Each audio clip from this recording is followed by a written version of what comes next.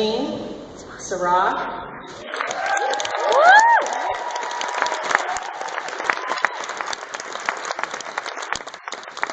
And yes, you may call me Kim.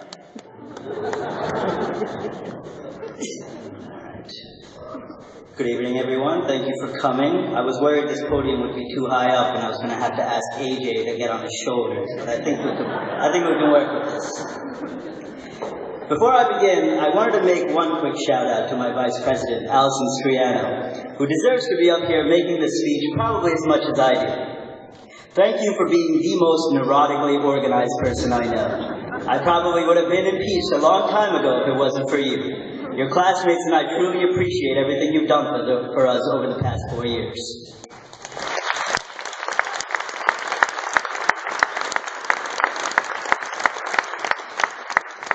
Since 2011, a revolution in Egypt took place, Fidel Castro resigned, Osama bin Laden was captured and killed, the Giants beat the Patriots for the second time, Obama won a second term in office, twerk and selfie were added to the dictionary, the Harlem Shake happened, which by the way you can see our class version of it on YouTube, the Cronut was invented, boy bands became a thing again, and the world couldn't get Idina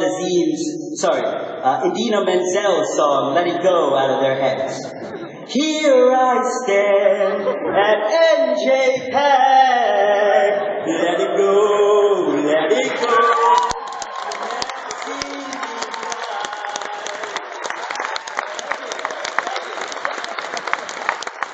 My classmates know I can never turn up an opportunity to belt out a Disney song. It happens. Where was it? Oh, yes. I tell you all this because in those same 4 short years, there was also a group of 107 students that came together and embarked on a journey to make their dreams of becoming a dentist a reality. I'd like to thank all the friends and family out here that are in attendance. We truly could not sit here today without your support. These past 4 years are probably 4 of the toughest years of our lives. Not just for us, but for all of you as well. You had to put up with us constantly whining and complaining, and while we thought we were alone in our struggle, we barely noticed that you were all weathering the storm with us. We locked ourselves in our rooms studying for hours and missed numerous birthdays and dinners, and it could not have been easy, but I want to sincerely thank you all for sticking by us through the highs and lows and supporting us unconditionally.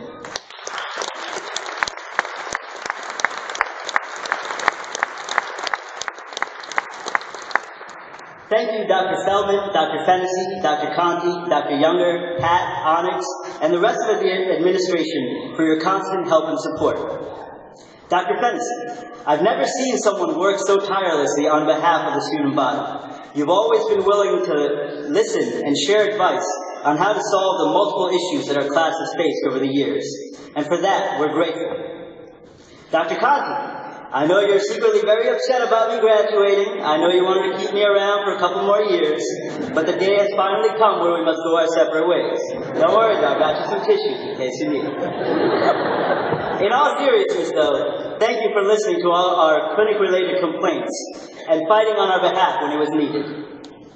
To our pre-clinic moms, Lucy, Loida, and now Audi, thank you for guiding us through those first 2 years. When we grew sick and tired of drilling the same preps over and over again on our mannequin heads and just needed someone to talk to, you were there for us. To the GPAs, Dr. Scarpa, Dr. Shikika, Dr. Simon, Dr. Younger, and Dr. Hoskin, we came up to the clinic without the slightest inclination of what to expect, and you took us under your wing and showed us the ropes, and magically made all those axiom mistakes go away with your sweat cards. I know many of us wouldn't be sitting here today, ready to graduate without those sweats. A special mention to Dr. Hoskin for seeing something in me and taking a chance on me 4 years ago when I walked in for that interview. I wouldn't be standing up here today making this speech if it wasn't for you. To the DCCs, the second-in-commands, the now-retired Miss Crystal, Miss Vega, Miss Alvarez, Miss Martinez, and even Miss Perry, thank you for going beyond your job descriptions. You have always been willing to patiently listen when we needed to vent or just needed someone to talk to. To Dr. DePinto, Dr. Tote, and the rest of the faculty and staff at all the code sites, thank you for giving us a glimpse of what real dentistry was like during our senior year and showing us that there was light at the end of the tunnel. During all the time I spent there, there was never a day where I woke up and regretted making that 2-hour commute down to South Village.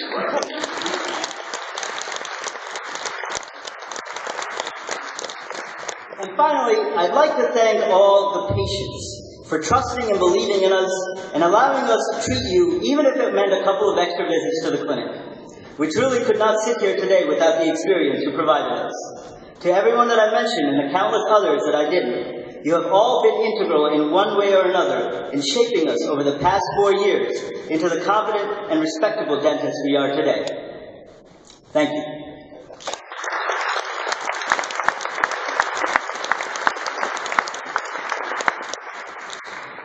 You know, I put off writing this speech for the longest time, and perhaps it was laziness, or perhaps I was just not ready to say goodbye. To the school, to the faculty, and more importantly, to the family of 107 Smurf Blue classmates that sit before me today.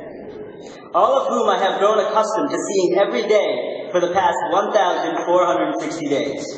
To all the friends and families and loved ones out there today, I'd like to give you all a small glimpse of what our dental school experience has been like. In the past 4 years, we've sat through over 2,000 hours of lectures. We became experts at power naps, consumed unhealthy amounts of caffeine, pulled late-nighters and all-nighters, preparing for over 200 exams, 50 practicals, 2 national boards, and 5 parts of the Northeast Regional Board. We've treated and put smiles on over 20,000 patients collectively in our 2 years of clinic, which is an accomplishment in and of itself. And I can only imagine how many more smiles we will create as we leave here out and head out into the real world. To my classmates, I'd like to take this chance to remind you all of why we started this journey. As we leave this place and go our separate ways, I want you all to remember that it has always been about service. Some of you will stay here and find employment in the greatest state ever, go New Jersey. Others will leave here to start a new journey or reunite with friends and family in other parts of the country. Regardless of where you end up, it's easy to have lost sight of our original purpose with the colossal amount of loans that we've accumulated over our years of education. I'd like you all to take a journey back to the day when you decided that you wanted to be dentists, to be healthcare professionals, when you realized that you wanted to make a difference in people's lives. And it wasn't about being able to afford that fancy car or buying that $1,500 purse. It was about helping others. It was about seeing that patient who relegated herself to a soft food diet because she only had her front teeth remaining, come into clinic days after you delivered a partial and tell you that she was finally able to enjoy a bagel that morning because of you. Stories like this are why we chose to enter this profession. And I'm sure that each of you has similar stories from your brief time here. As Ralph Waldo Emerson put it, the purpose of life is not to be happy. It is to be useful, to be honorable, to be compassionate, to have it make some difference that you have lived and lived well. We are in the profession of delivering smiles.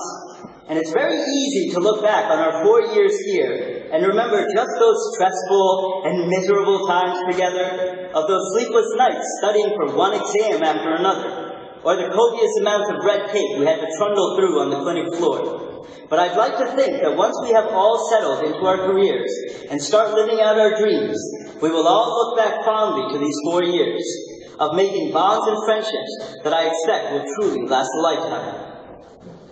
We've been through a lot together over the past 4 years.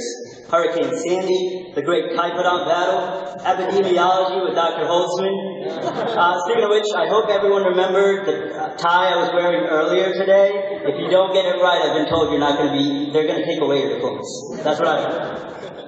And finally, there was that last mad dash to get our clinical requirements completed in time for graduation. Although we lost more students than we'd hoped for during our 4 years here, I believe it's really helped us come together as a unit. There was a genuine desire to help and support each other.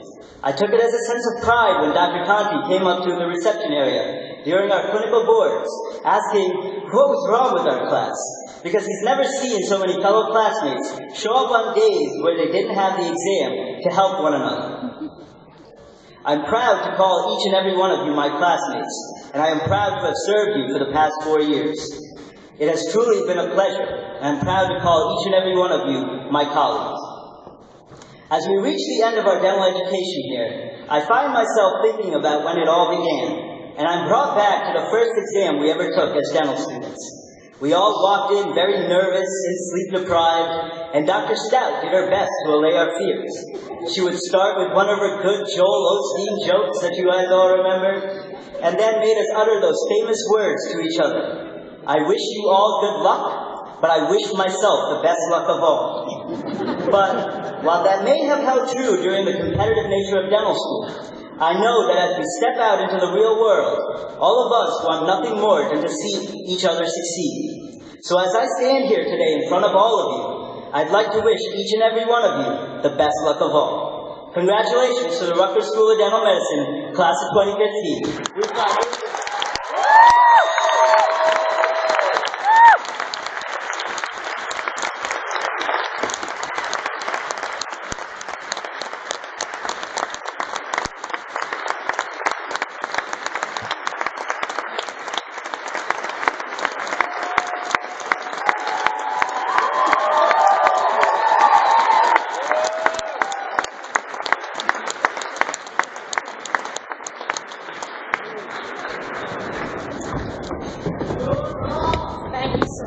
That was a wonderful speech. I have to tell you, all the years I've done this, I've never seen the entire place stand up. So that was fabulous. Thank you.